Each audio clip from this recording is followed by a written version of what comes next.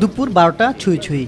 বিএনপির প্রতিষ্ঠাতা জিয়াউর রহমান এবং সাবেক প্রধানমন্ত্রী ও বিএনপি চেয়ারপারসন বেগম খালেদা জিয়ার সমাধিস্থল উন্মুক্ত করে দেওয়া হয়।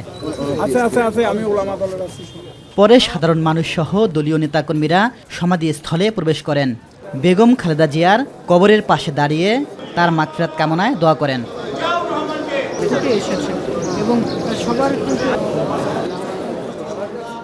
সকাল থেকেই সমাধিস্থলের পাশে বসে মাদ্রাসা শিক্ষার্থীরা কোরআন তেলাওয়াত করেন।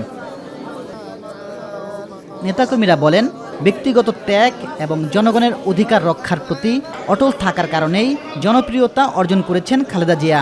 যে উনি এই দেশের মানুষ, এই দেশের মাটি, এগুলোকে নিয়েই উনি থাকতে চান। বিদেশে ওনার কোনো জায়গা নেই। এই যে এত সুন্দর একটা কথা, এই কথাটা কয়জন বলতে পারে বলেন?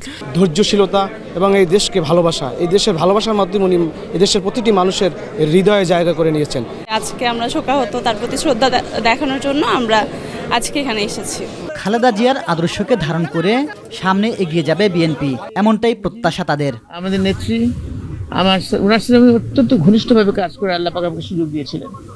সেই সুযোগের মাধ্যমে ওনাকে দেখেছি ওনার দেশপ্রেম, স্বাধীনতা, সার্বভৌমত্বর সাথে কখনো আপোষ করে নাই।